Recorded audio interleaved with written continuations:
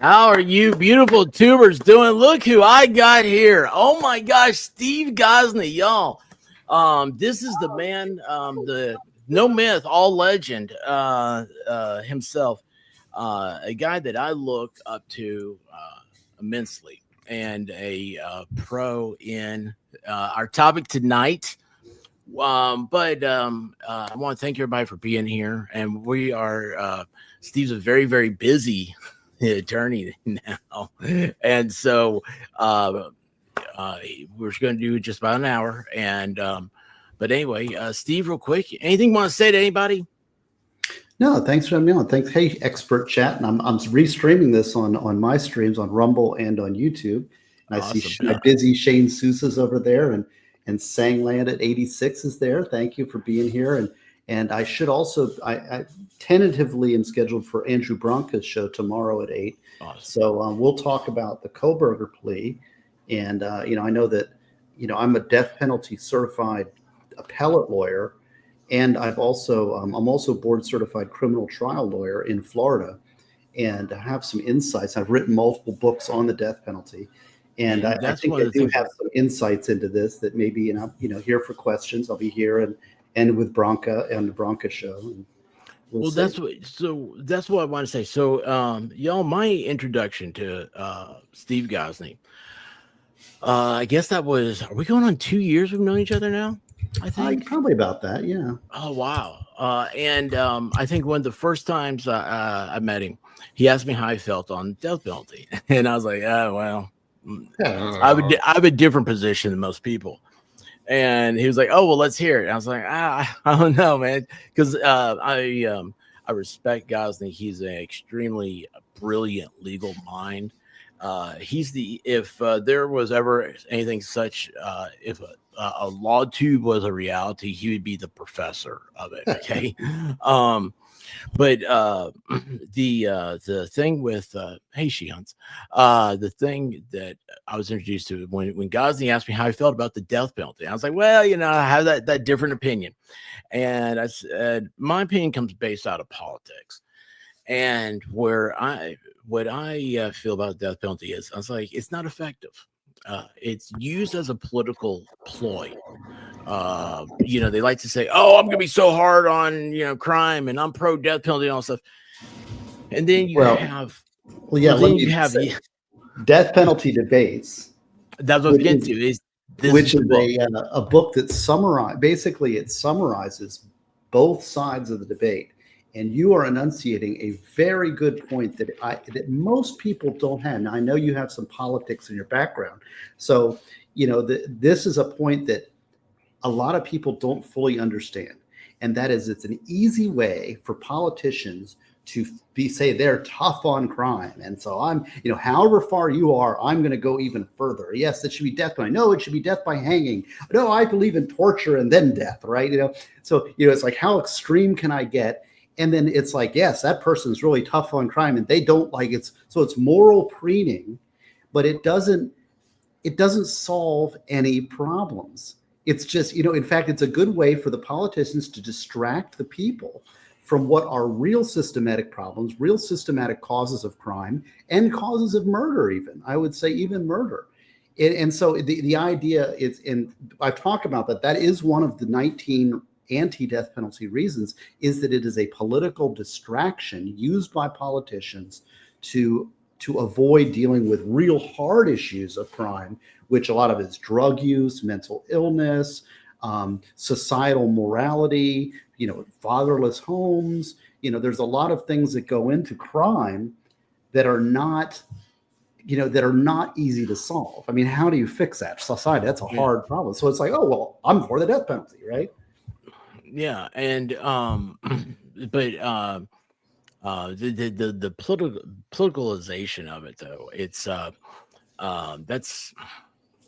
that's for, again, it's nobody wants to vote for the guy who isn't pro death penalty. But then there's so much that goes away, and one of the things that gets me, politically speaking, again, is that we spend so much money on it. Well, that's another problem. And this is, I put that in the book about the costs. Anybody that's interested in this, get Death Penalty Debates, Steve Gosney, at stevegosney.com or on Amazon. and it's free as an ebook on Amazon if you have that. Oh, Whatever wow. that Amazon free ebook thing is. But anyway, yeah, no, the cost is an issue. Now, I will say that it's very hard to pin a cost on what exactly is the cost. I mean, the dollar and cents cost, right? And so my best guesstimate or my best research that I trust, the best, because everything's so politicized, it's hard to get the real, is about 4 times the cost to maintain a death penalty system. It costs about 4 times the cost than it would to not have a death penalty system. Now, that being said, there are studies that say it's a wash or it's a lot less than that. I've not seen any reputable studies that say it's a cost savings. So I kind of put it as one of the wash arguments, although I personally feel, after the best research I've been able to do, is that it's about 4 times the cost. Now, some people would say that really the cost, the number really shouldn't be a factor if you're for it. And I get that also. I mean, if it's a legitimate deterrent and if it has benefits and everything, then maybe the cost is worth it. So it's, well, hold on. One of the benefits that I think they always talk about, and this is, you know the numbers better, and of course, you know everything about this better than I do. I just know of it through the one lens. How is death penalty as a deterrent? Oh. All right. Well, and see, one of the things is that I've been on both sides of this debate. I was 60-40 for the death penalty originally. Okay, so I was originally a prosecutor, and John Tanner. I see somebody mentioned Eileen Wuornos. John Tanner was one of my friends, actually, and he hired me in state attorney's office. He was the elected state attorney. His name was John Tanner, and he tried Eileen Wuornos. If you watch Nick Starro and he did the trial for Eileen Wuornos, that was my buddy John Tanner. And our office, in the appellate office, in the public defender's office, we represented Eileen Wuornos. So in the death penalty, post-conviction stuff. So what was the original question, though? I missed it. Is as a deterrent. The because deterrent, right. ultimately I'm going to bring this around to Kohberger. 60-44 to, after being on both sides and really researching it and doing my due diligence, I should say, and also I will say becoming Catholic, I am now 100% against it. And I was 99.9% against it, and I had an exception that I had to overcome by accepting the world's not perfect.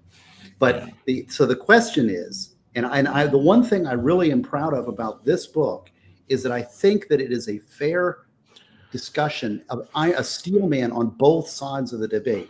So I don't just say I'm against the death penalty, so there's no arguments on the other side. If it was one-sided, so there is an answer to the deterrence question, and but it's a 2-parter. How much? See, this is, you're going to get the full academic riverroll. Okay, because I'm going to tell you right now. See, like Bad Doug's saying, 75 cents for a death penalty, and how much does it cost to keep him alive for 60 years? So, I mean, but see, but do you really want to live in a society where we have just summary executions? I mean, there's a huge cost to that solution. I understand that's an easy slogan thing to say. It's like, I'll just knife them, right? Or I'll shoot a 22, and that's the end of it. But to get to that point, there's process. So many appeals, there's due process. And, do you want to live in that world? I don't. That's basically a totalitarian society. So that's not reality. But as a deterrent, though, I'm sorry, I feel like I distracted you there. But as a deterrent, how is the death penalty? Okay, so there's two parts of deterrence, and I'm going to try to be as objective and fair about this as possible. There's something called general deterrence, and there's something called specific deterrence. All right, general deterrence means because we have this tough on crime law, and people know there's a death penalty, they will be deterred from committing first-degree murder, which is the only thing the death penalty applies to, really. I mean, although Florida's itching on it, but the Supreme Court says death penalty is reserved only for first-degree murder. All right. So in that event, you must say that the death penalty deters first-degree murder. Now, that I think is false. The general deterrence argument is not true. And I can say that not only by academic research, but also by experiential experience of having dealt with a lot of first-degree murder cases. I'd say 85 to 90% of murder cases are drug-related or heat of passion. And even though their heat of passion is still classified as first-degree murder for a variety of reasons. But people get, it becomes territorial, and it's very primal, it's very bestial. And so people, they aren't thinking rationally. It's not a rational first-degree murder, right? So most murders are not deterred by a general deterrence. Now, then we talk specific deterrence. Specific deterrence is, I think there is an argument on a certain subset, very specialized category of people, that it's possible specific deterrence does work. And I will put it in two general categories. Number one is sex offenders. My experience with sex offenders are that they're very methodical, and they study the law, and they actually play out their fantasies going up to the legal line, and they advance the line a little bit, reading the law. They're very strange people, but they actually calculate it. And so I think in those type of people, so for instance, they go all the way and they do a very horrific rape on a very young person, right? Then the question is, do I kill them or do I let them live? I think in that case, in that type of personality type, they would spare the life based on the death penalty, possibly. So there's a possibility of deterrence in that situation. Mm-hmm. And I would also say possibly in the Kohberger type situation, who is a methodical serial killer who might fear death. I don't know. Yeah. But it's possible. I would say the first scenario much more likely than the second. So general deterrence, absolutely not. Specific deterrence, possibly in a very small subset of cases. How's that? Okay, so Kohberger, you're just saying his name, and that's a good way to get into it. So obviously, Deterrent. If I guess he's saying he's guilty. Well, he hasn't pled yet, but the idea. I thought about that. He hasn't pled yet. Yeah, and until it happens, I mean, he can always. I want to see a nice factual colloquy. So I want to see him getting up there and admitting and explaining exactly what he did. That would be interesting. We're all going to be tuned in, I'm sure. So that's the thing. So a lot of people are upset about this, including one of the girls' families, the Goncalves, Goncalves, is how you spell it. I don't know how to pronounce it. They felt they were chided by the prosecution, and that they really wanted their day in court, and they wanted the death penalty. Who wants the death penalty? One of the girls' families. But see now and this is covered. All of this stuff that I'm going to tell you about is covered in Death Penalty Debates. If you're really interested in this, go get the book at stevegosney.com or at Amazon.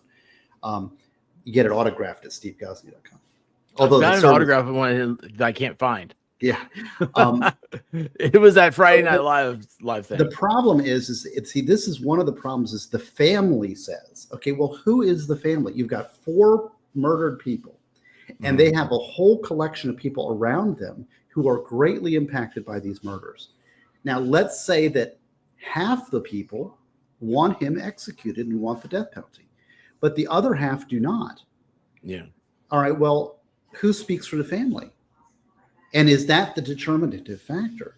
And I think that there's a problem there. We had a case, and I cite the example in my book.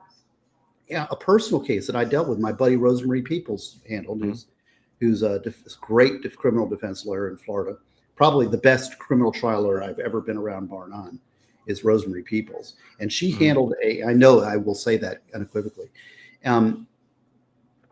She handled a case wherein the entire family wanted life in prison. The entire family wanted life.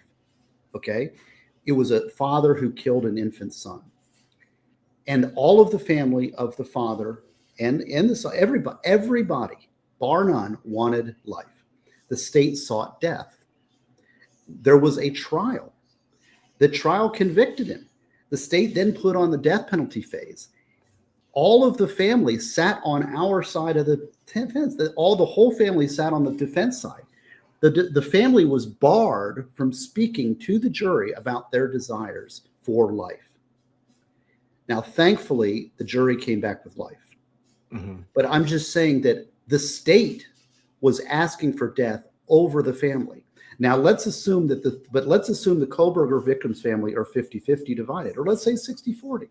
Yeah. Another cost to the death penalty is that it now divides families at the time that they need to be unified. So if you're anti-death penalty, like I'm religiously opposed to the death penalty, but I'm also rationally opposed to that penalty for a variety of reasons. And I speak out, my whole family wants the death penalty, and I'm standing up saying, no, it should be life. It should be life. And now I'm estranged from my family and we've just lost somebody, and now I'm divided from them because of this issue. Oh yeah. So it's a good example of that is that politics comes back to the dinner table.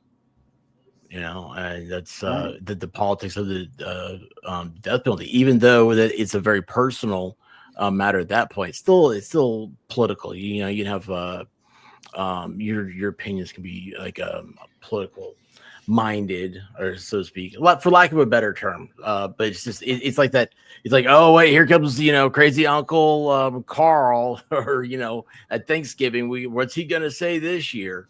But yeah, it does divide in that instance. I agree with you. With the Kohberger thing. Now I remember when it first happened. One of the things was that you happened to say you were discussing prepared. Your book Prepared. You're just like, yeah, I have the same knife that Kohberger supposedly has. The K bar, the USMC K bar. And right. Well, the issue, and this is something Megan Fox and I talked a lot about this, and she made fun of me about it because I was very interested in this case originally when it came out, when I was doing a lot more trial streaming, right? And and one of the thoughts, and see, I want to talk about this because the initial reports were that there was a K-bar sheath underneath one of the bodies wherein DNA off of the snap matched Kohberger. All right. So that is a very damning piece of evidence. A knife sheath underneath a body with DNA connected to this person who has no connection to the house. That to me is that is game, set, match, right? Now there's questions. If you talk to like Tiffany Roy, there's problems with touch DNA, number one. So there may be contamination problems. We don't know. And we don't know that evidence actually exists. But I got all excited because I have a K-bar and I have a K-bar sheath, and I was trying to find it because I was like, I wanted to demonstrate it on stream, but I could never find it. I have since lost my K-bar. Yeah, it's crazy because you talk about you losing some. I was thinking about that. I was like, I was listening to Meme Copium this morning. He said supposedly the prosecution had a receipt that he had bought a K-bar from Amazon, and I was like, geez, man, like I'm a guy who grew up in the South. I've got lots of knives, and I'm like, I don't know where they are. Right. I don't know where a lot of them are. My K-bar is lost. Hey, MLS making lost symbols in the stream. Good to see you, MLS. What's in the air? We're both streaming today. Yeah. So well, we'll see, because here, one of the things I was initially impressed. Now, I didn't follow it going forward. Andrea Burkhardt, I think, is probably the top streamer right out covering Kohberger. If I was going to go for like the go-to person, and she was way into it and following it, so she knows all the ins and outs and details. But and I hear that things have developed differently than what I'm going to say now. But initially, I was impressed by the state and the police on being very tight-lipped about information was getting out. Now, I don't know if things were strategically leaked to show whatever, by the state or by the police. It's possible, it's probable, in fact, I would say that happened. However, ultimately, me and you, the general public, do not know what the state has. We do not know what the state has. And so we may find out at this plea hearing. The state may lay out the evidence for us. I don't know. And Kohberger may lay it out. But only the defense team and the state really have the entire picture of what he's dealing with. So I know it's fun to commentate from the legal sidelines and to try to speculate and derive from the tea leaves, but until there's a jury trial, and you see what evidence comes in and is admitted against them, you really don't know fully what's in the state's file. Well, this actually leads to a really good question I want to ask, but not until I want to say this first. So the trial, right? So some people are upset that there was a plea is in the works. Well, why are they upset about that? That's a little confusing to me. I was trying to think about that today, and my answer for me, I would have loved to have seen the trial, simply because there's a couple of questions I have that I can't work out in my head. And like one of those would be, okay, so here's this little guy, he's supposedly what we hear, right? And that doesn't count. We don't know if any of this is true or not. We hear he's a vegan, and he looks very, very small stature. How did he get into the house, go through the room so quickly? I think he's pretty big. He's tall. He looks lanky. I don't know. He looked. I wouldn't want to face him in a dark alley. I don't agree.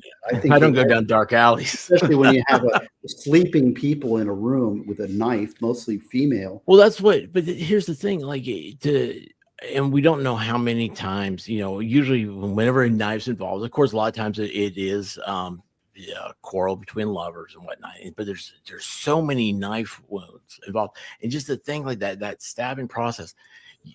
To me, I'm thinking you got to be in great cardiovascular shape to be able to do this. And he was well studied. He's a smart guy. He was a study in criminal justice. He was very well researched. It's possible. I don't know. MLS, I wanted to say thank you for the super chat, MLS. I appreciate that very much. What's your streaming today? I know. I haven't been streaming that much, but appreciate it.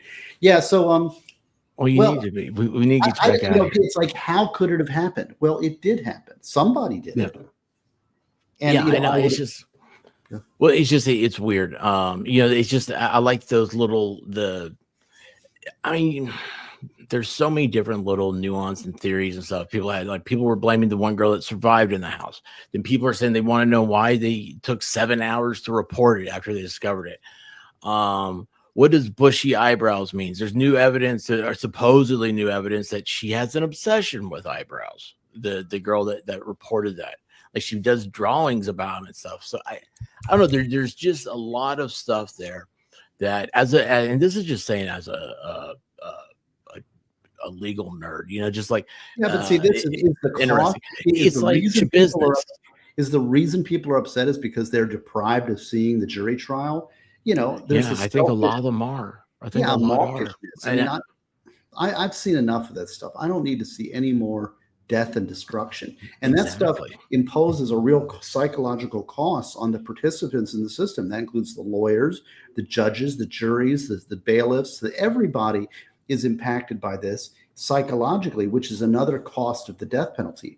I think that the fact is that is not a consideration. As far as I'm concerned, that should not be a consideration, whether or not people are deprived of seeing an exciting murder trial. I mean, I understand that from a YouTube perspective, it would have been the trial of the century and we would have made money or whatever, but that's not a consideration with a prosecutor or the defense. Well, no, it shouldn't be. But I'm just saying, there are a lot of people. What's the new term I heard? The pro burgers. Have you heard that? Pro burgers are the people that are pro Brian Kohberger. And they're also kind of disappointed that he pled, right? So there's also this we were invested in Team Kohberger, and now he's pleading. He betrayed us. There's that too. I mean, I don't think amazing. It's amazing study, like humanity study, to see how people react to this. And it's funny because that doesn't make for an audience. You're the only person I could fall into a conversation with about this. You know that, right? Yeah. No, it's true. It's true because people are. I mean, and I saw it because you have kind of defense-oriented YouTubers and prosecutor-oriented. And the thing is that if they're guilty, I want them to be life in prison without parole. Okay. Right. If the person did it, if that's the perpetrator and he's a 4-time convicted killer, I think the proper punishment is life in prison without parole. And I want those people to be put in prison as a protective against innocent people and against society and for society. Right. So I'm used. I mean, I've been on both sides, right? But everybody should want the criminals to be, especially mass murderers, to be isolated from society, right? I mean, who else? So if he did it, he should plead, and we should put him away. Okay. Yeah. So now we're talking about the Team Kohberger group. I think that they were not. I can turn that into another question too. That it'd be just as analytical. But anyway, go on. Sorry. No. I mean, it's a discussion. I'm just thinking about it because I know. I mean, I've had a couple people that I've recognized that are disappointed, and maybe they see that the state it cheats them. That the state has the burden of proving beyond a reasonable doubt, and they did not see in the evidence that was publicly available. They did not see the evidence that would have proven to them beyond a reasonable doubt that he did it. Okay. Now, this is what I'm saying about we don't really know what's in the file. And that's where I wanted to kind of make that point, because the pro-Kohberger, Team Kohberger, the state didn't have the evidence to prove it, are assuming they know everything that's in that file. I don't think that we do. All right. Number one. The second thing about that is, I'll leave it at that. Okay. Well, I'm trying to remember how I want to say this so I don't forget it, but I want to ask you, because it's the path you've taken us down. It brings up a very, very recent case to mind, and talk about the social aspect of people, is the Karen Reed case. If you saw any of that, or have I haven't been following a lot of these criminal trials because I'm busy working. You're burned out, man, and you got real life to deal with. I understand, but it was the thing for me with Karen stuff is that I didn't see the state having a I don't think they proved it beyond. Well, and the jury came back, from what I understand, correctly, based on the people that I respect, like Nick Starro, and people that have commented on it and watched it, said that the state didn't have the goods, and the jury did their function and found her not guilty. Good for them. Now, but see, now here's the flip side of this: make the state prove it. Team Kohberger people, is that, does the threat of the death penalty force somebody who may actually be innocent to plea to avoid the death sentence? Okay. Say again. Does the threat of let's say Kohberger is not guilty. He didn't really do it, but they're threatening him with death. And they say, well, that was the question I wanted to ask you. That's the ultimate question right there is, and I was going to ask you like this is, what do you think made him, if he agrees tomorrow, still hypothetically, he could not agree. But what do you think made him change after 2 years in jail? What do you think made him come out and say, I'll take this plea? Well, two things. Number one is, I bet you there's stuff in that file that we don't know about. All right. I'll bet you that the defense team's going to be fully aware of it. All right. That's number one. Number two is, as a former criminal defense lawyer, somebody who's dealt with death penalty cases, and I've been to multiple, I've been there. I've been in the trenches on this. To us, a win is life in prison without parole. So when you're talking death, the only penalty in Florida for first-degree murder is life in prison without parole or death. So to a defense team, life in prison without parole is the win. So, and they will be convincing him to take it. Now, that is if the defense team, I will say, and I don't know what's going on behind the curtain there. When I'm talking Rosemary and I, she was my dancing partner, I would say, when we would do these death penalty cases, would never advise somebody who's not guilty to plea. And I'll use a very real, hardened example, and that is Virgilio Aguilar Mendez, who is actually not guilty. And when those people get charged with murder, we fight to the death, right? We will fight. We will. Rosemary would never tell somebody to plea when we don't think they did it. All right. Now, it's possible. I don't know the defense team, but I doubt that any defense team would recommend that. Now, Bad Duck, I want to talk to Bad Duck. If he's gaslighting, you need to read Death Penalty Debates, because your cost analysis is fully covered in this book. And so I know you like to you're chatting and you're in there. So Bad Duck is gaslighting, maybe so, but maybe he just needs to get the book and read. And your questions and your comments are fully covered in this book. I promise you. Bad Duck, I'd agree with that. And it's not so much that don't think of this book. This is my review of the book. Don't look at it by the title and judge what's in there. I got so sidetracked. I had the hardest time getting through the book because I kept going, oh my gosh, that's a good argument. And I would look and then I'd look up where Steve on his footnotes and what he had. And it's just like it took me down all these different paths that had nothing to do with the death penalty. And I was like, this is an amazing book. And I actually kind of cussed it a few times, but I was like, this is the first thing that it's first I ever learned about Steve. So of course, I was like, I'm doing this. But they are it's a really good book. And like I said, it's not I enjoyed it not for the positions on death penalty as much as the research and the analytics of it. Well, see, how do I take Bad Duck's response to me? Because see, now he's got me engaged, and he did pay $5 for this comment. But he says, I don't read books that are self-promoted on other channels. I find it rude as hell. Sorry. No, it's just the relationship Steve and I have. No, but I mean, I stand behind the book. Hey, and it's free. You can go on Amazon. If you're on Kindle, you have Amazon Prime with a Kindle thing, you can get the book for free. So, I wouldn't profit at that at all, or maybe minimally. I mean, they don't pay me peanuts anyway. So you can also get Death Penalty Desires, another great book. And you can get the other one, Summer Friend. This is a great one that Connor read. And of course, look at expert. You got Brucey here. Yeah, Brucey the One-Eyed Wonder Dog, the children's book.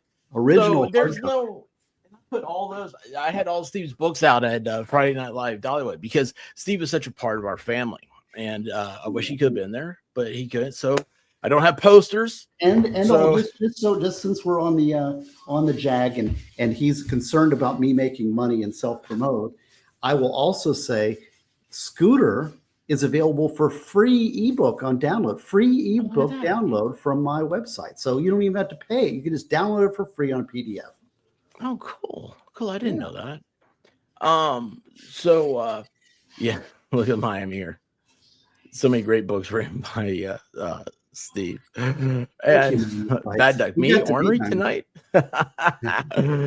So hey, Vice Baby, what's happening? There you are. Boom. Hell, he just read Scooter. Oh, did you read Scooter online? Because I wanted to catch that stream. I know he was. I gave him permission. It's to me permission. It's an honor when people read my books online. It's so cool. I think that's the neatest thing. And it's a little short. It's a thin little book. It's not a thick book, but it's cute. And look, the story here. It's all illustrated.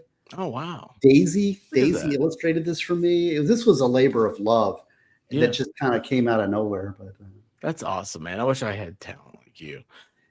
So you think that Kohberger, the reason why he would have taken this is because there's evidence that the prosecutor or the defense knows about. We don't know about it.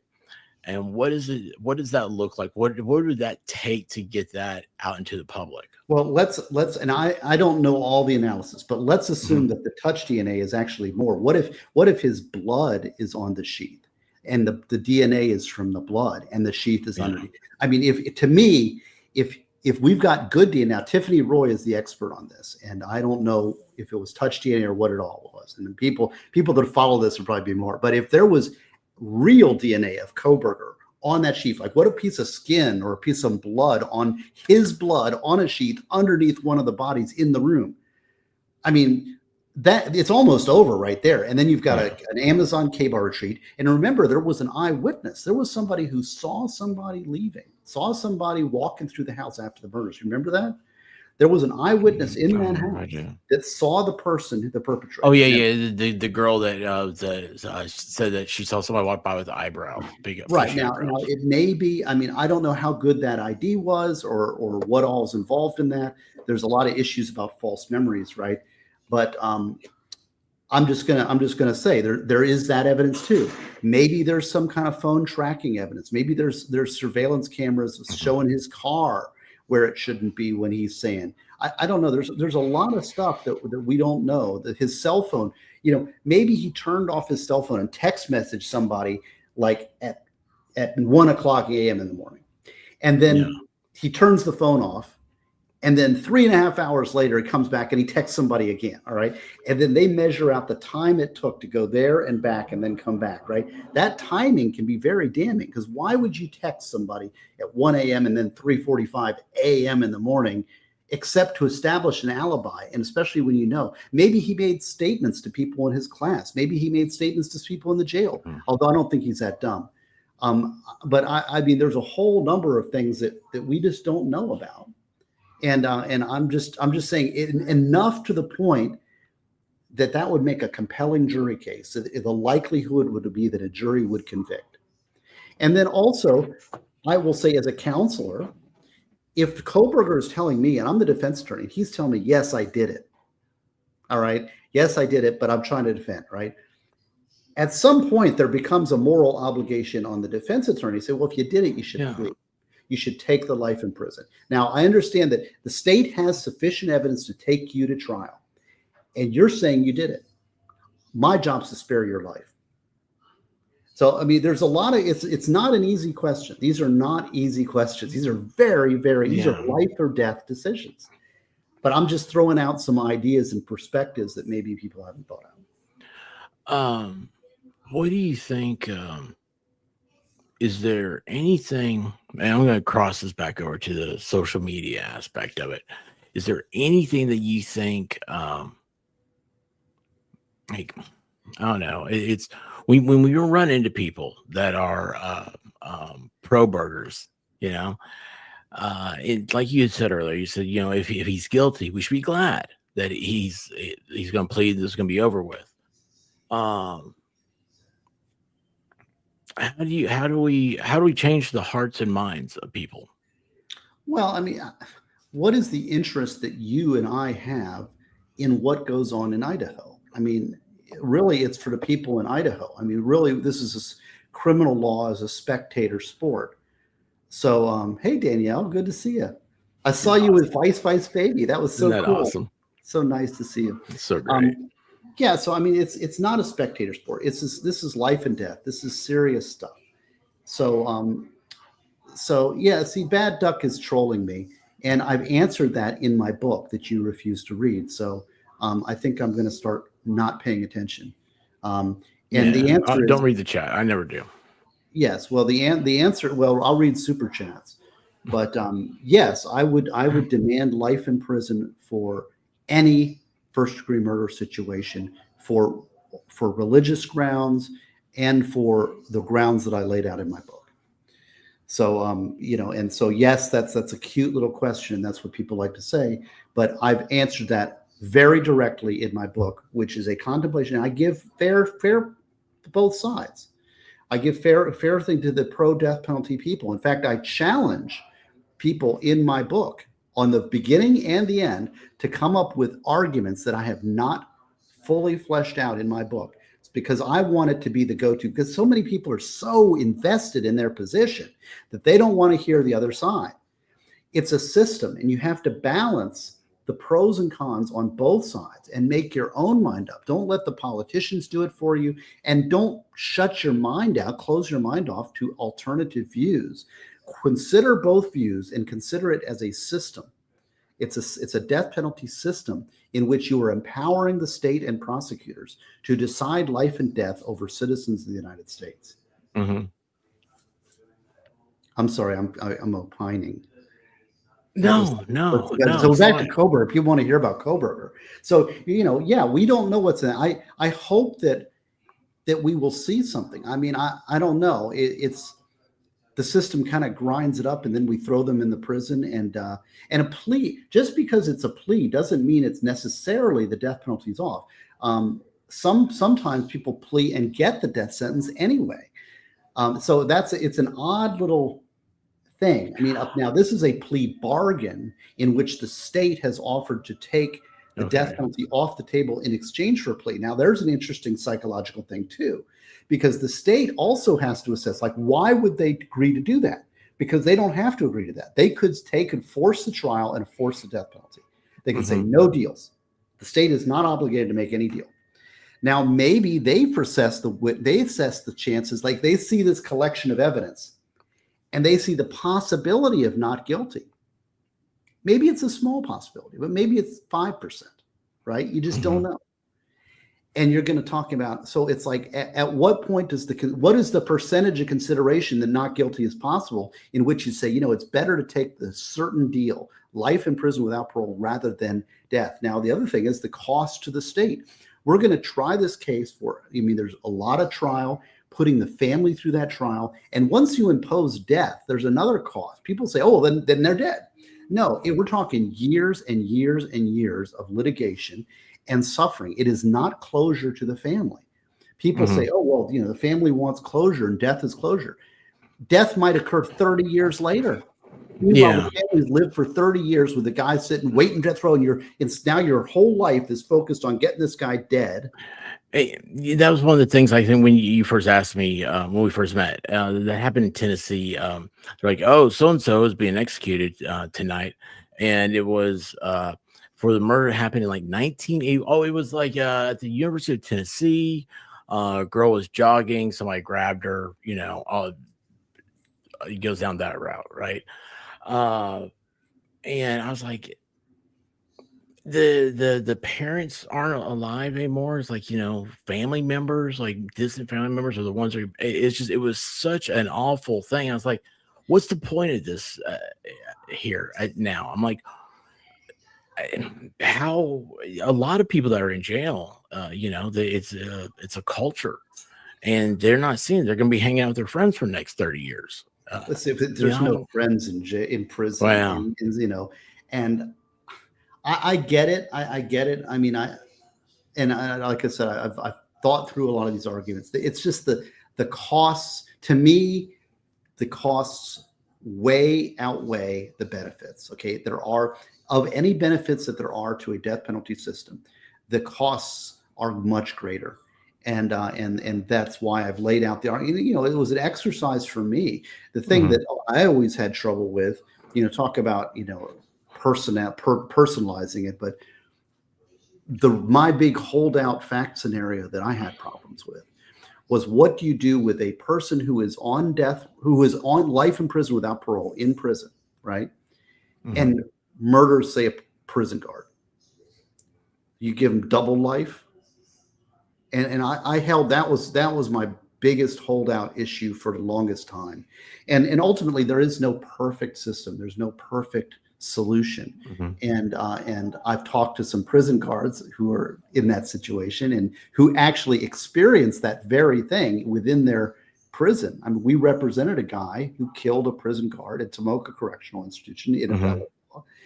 And I've talked to people prison guards over at Tomoka Correctional, and they were basically saying, don't consider that, But I have to consider that because protection of others' innocent lives is a Christian duty. So, anyways, somebody said, oh, here's a good question from Amica fan. Yeah. I thought that too, Steve Gosney. What holes in their case do they see? Oh, that's a good question. Yeah. That's a very good question. So, yeah, and it may be, it could be very well a circumstantial case. You have this ID person in the room. Maybe she's 80% certain.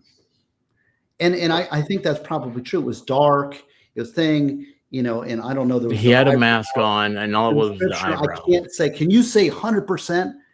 Well, no, maybe 80%, right? Maybe 50%. I don't know, but it could be him, could not be, right? Oh, well, there's reasonable doubt, your jury, right? And then circumstantial evidence, like the distance traveling from the other. I remember we did a case when I was prosecuting. We had a case involved a double shotgun homicide. Oh, horrible case that was.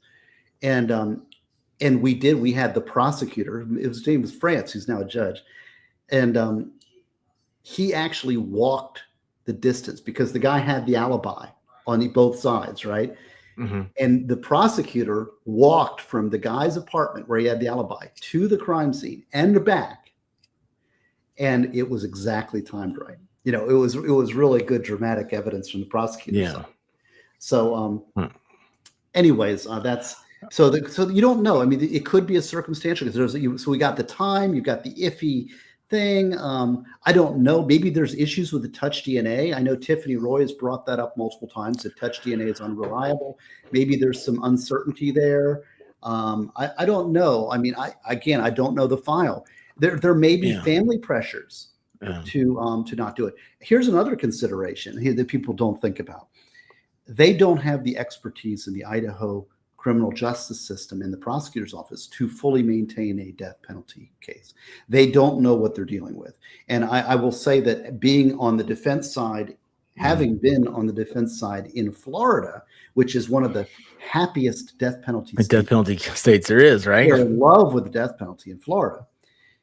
I will say that the amount of effort and dedication the public defender's office puts into defending these cases is incredible. People have no idea the commitment and the power of the defense bar related to death penalty cases and the resources that it takes. Now, on the other side, the plaintiffs, the state, I'm not certain that they do the same amount of effort that the defense bar does. And when they encounter that now, so you haven't had a death sentence or death penalty trial in how long in Idaho, and so they don't have anybody that's dealt with it before, and now they've got people from all over the country that are coming in advising that defense team, and they hit a buzzsaw, and the state doesn't know what they're dealing with. They're like, this is way more than we expected, let's offer the deal. We don't have the expertise in Idaho to fully prosecute this case, and we don't know what we're doing, and so we need to offer the deal to get it out. We can make a deal, make it go away. That's possible too. I don't know that, but I'm speculating. Real quick, Enchiladas here says Godfather, and Enchiladas been in and out for a while. And when I first met Enchiladas, their full name was Enchiladas Unbreaded. So every time I see him, we gotta do touchdown. Paper unbreaded. So funny. Good thing. Yeah, that guy was he was special too. So I'm trying to think, is there anything? I mean, okay, you're right. We don't know what the prosecution has. We don't. There's just it's so much speculation, and it's so much. Unfortunately, and this is something else I found out is that now this. The whole crime scene, was it true crime and LawTube, all that stuff. It's becoming popular enough that evidently the cartoon Rick and Morty mentioned it the other day. It's like, oh, we could, watch a good criminal trial on YouTube, and so I mean, to me, that means that it's completely jumped the shark. But what we're seeing is it's a team sport, and it's who people think to get their side. I've found that the majority of YouTube is always it's a conspiracy, and that the person didn't really do it. We saw that with like Delphi. That was another one. If you ever followed any of that stuff. Well, here's another consideration. I just thought of it because Amica fan said I had another theory, and it got me to thinking. Another possibility, here's another possibility, is that, and I haven't been following this case, but I hear from some of my Team Kohberger people that the judge has been very biased and has been making very bad decisions. That is a consideration the state needs to think about, because if they see the judge has made major errors, they can't correct that. State can't correct that. And if they do a whole death penalty trial and get the death sentences, it's going to get overturned on appeal. It's possible that they could be protecting the judge from bad decisions that are made and that are now part of it. I don't know that. I'm just saying. No, but that's deep thinking though. That's something that I never would have thought of. And I don't know what the decisions are, but it could be. What if the judge was just showing outrageous pro-state bias? That's got to be a consideration. It's like, we don't want to do this trial and have to do it again. I mean, putting families through it twice is even worse. And you also don't know, like, what's being secreted. Like you said, the families are against it. But how do you know that the families aren't also whispering that I say that, but really, I really want life and I'd be happy. I want to be done with this. Right. And we got to move on. It's destroying our family and blah, blah, blah, blah. And you take the blame, state. And that's why we have a state system and we don't have a mercenary system.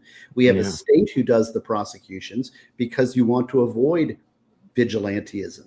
And so the state says, yes, we made the deal and we have our reasons and whatever. And they're really covering up divisions in the family that would be forever. I'm just throwing out ideas.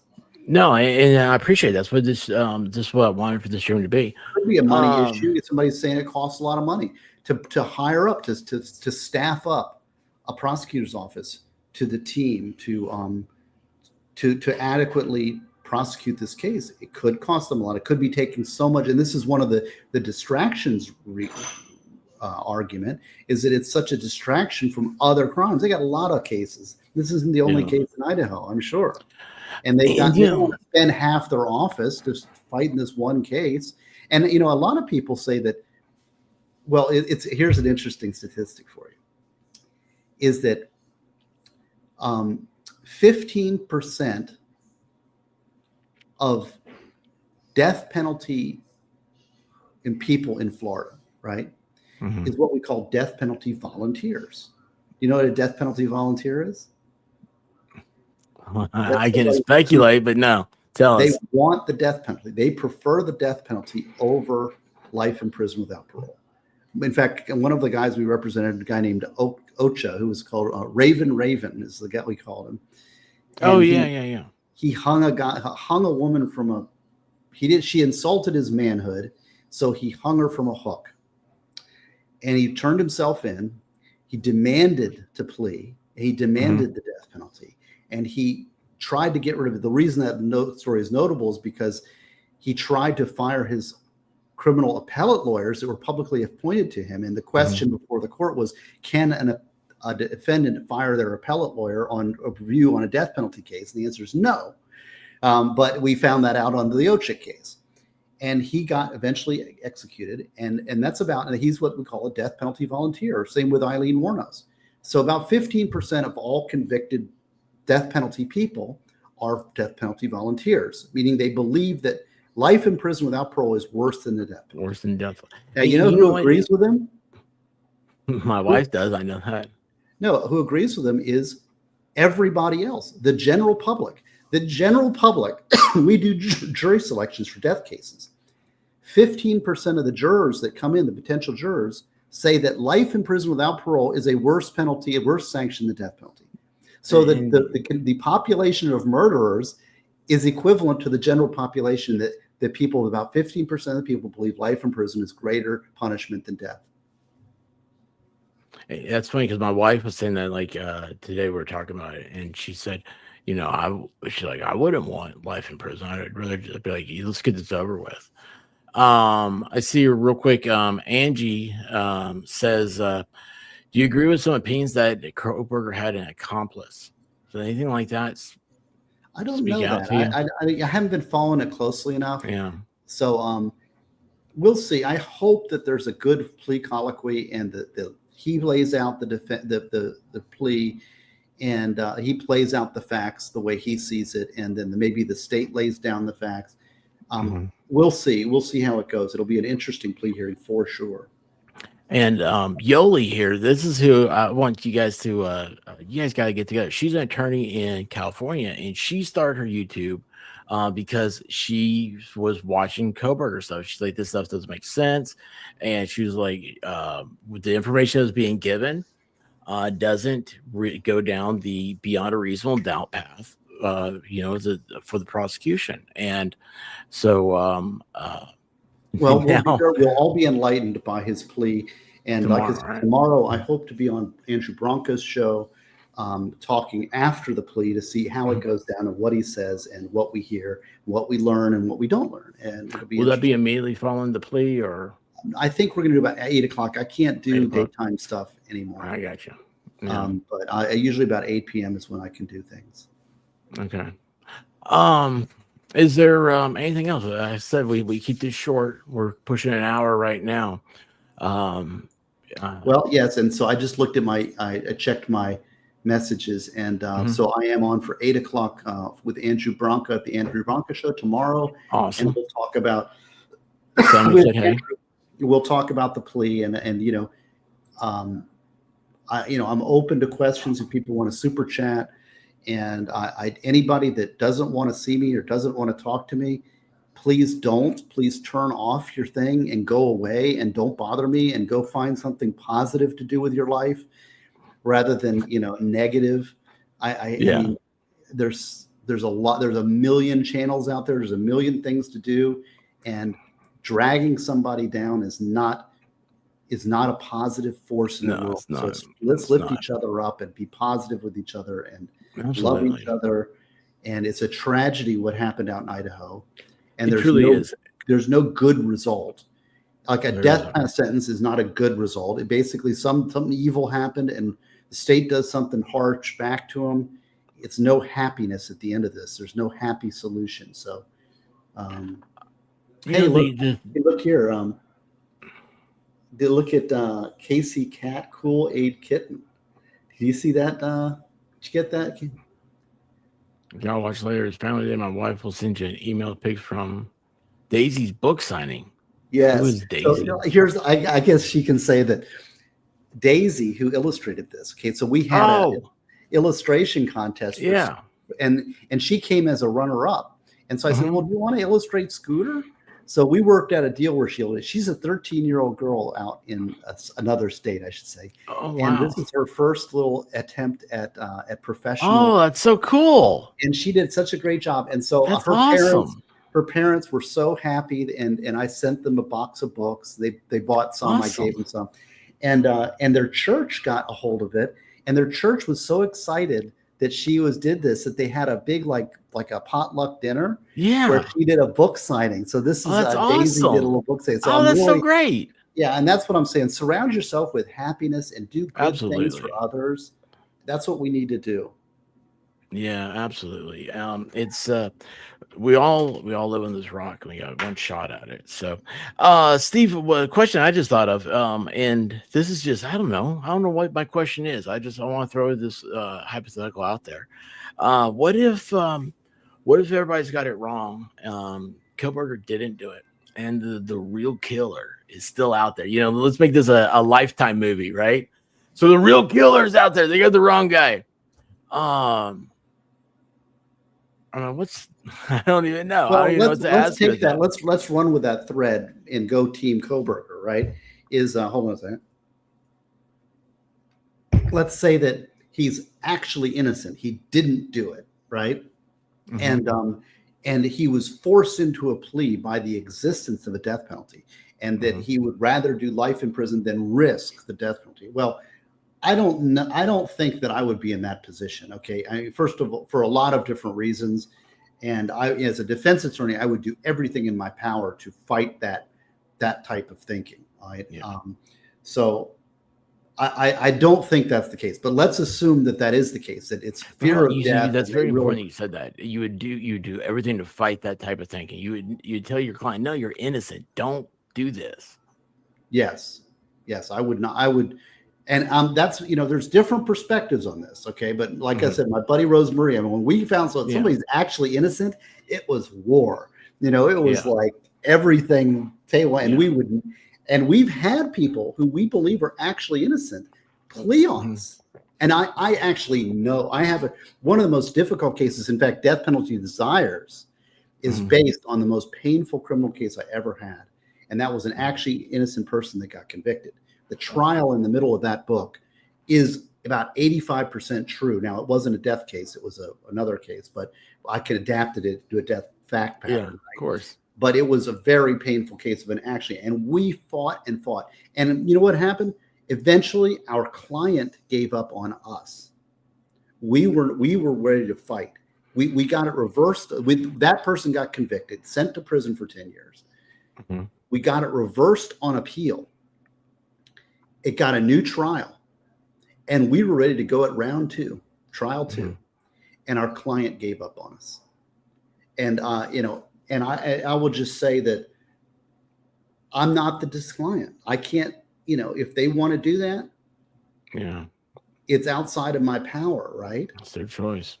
So the fact is that I'm suspicious. I don't think that if he's going to plea, I think that's not what I mean. I think if he's going to plea, first of all, death row, the average person spends a long time on death row. You're talking about appeal after appeal. And in Florida, death row, they have a saying called trading your roommate in for a television set. Have you ever heard of that statement? No. Because in general population, if you're life in prison without parole in Florida, you have a roommate. You're in a wing, you're housed with general population, and you have a roommate. Well, death row, obviously there's no roommates. Now, could you speculate why? Because you're a murderer. Right. So what they, I remember there's cases where people will kill their roommate so they get a single cell, and they also get their own television set, because you have a communal television set on general population. So they call that phenomena trading your roommate in for a television set. Let me tell you, having 2 TVs in 2 rooms is the best thing for a marriage ever. Oh man. Well, listen, Steve, I appreciate you, man. We'll get out of here.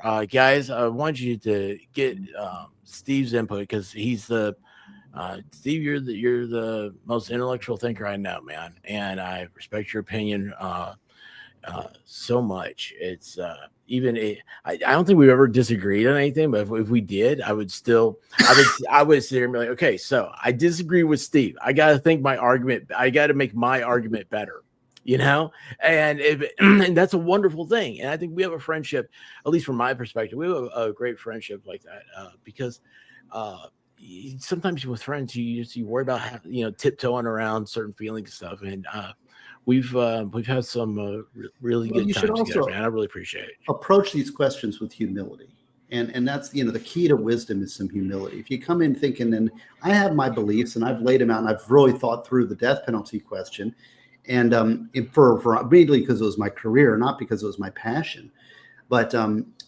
then I have all my thoughts laid out, but I think you've got to come at these things with some humility, that maybe there's something you haven't considered, and discuss it. And I may be wrong. I'm certain of where I stand, but that doesn't mean that I'm the God giver of all great opinions. I mean, I think you have to be open. We aren't in a perfect world. If there is no perfect solution, I can't say that my solution is perfect. I know it's not. I know there's problems with it. I know that there's benefits to the death system. There are benefits, but we just try to approach things with some humility, and you might learn something.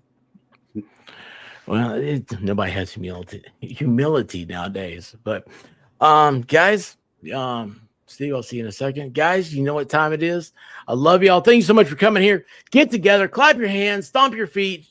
Tomorrow we're gonna have another great day, man. Every day it's gonna be great. Love y'all. I woke up to go get me a cold pop, and then I thought somebody was barbecuing. I said, "Oh Lord Jesus, it's a fire." Then I ran out. I didn't grab no shoes or nothing, Jesus. I ran for my life. And then the smoke got her. I got bronchitis. Ain't nobody got time for that. Ain't nobody got time for that. Ain't nobody got time for that. Ain't nobody got time. Ain't nobody got time. Ain't nobody got time for that. Ain't nobody got time for that. Ain't nobody got time for that. Ain't nobody got time. Ain't nobody got time. Ain't nobody got time for that. Ain't nobody got time for that. Ain't nobody got time for that. Ain't nobody got time. Ain't nobody got time. Ain't nobody got time for that. Well, I woke up to go get me a cold pop. Then I thought somebody was barbecuing.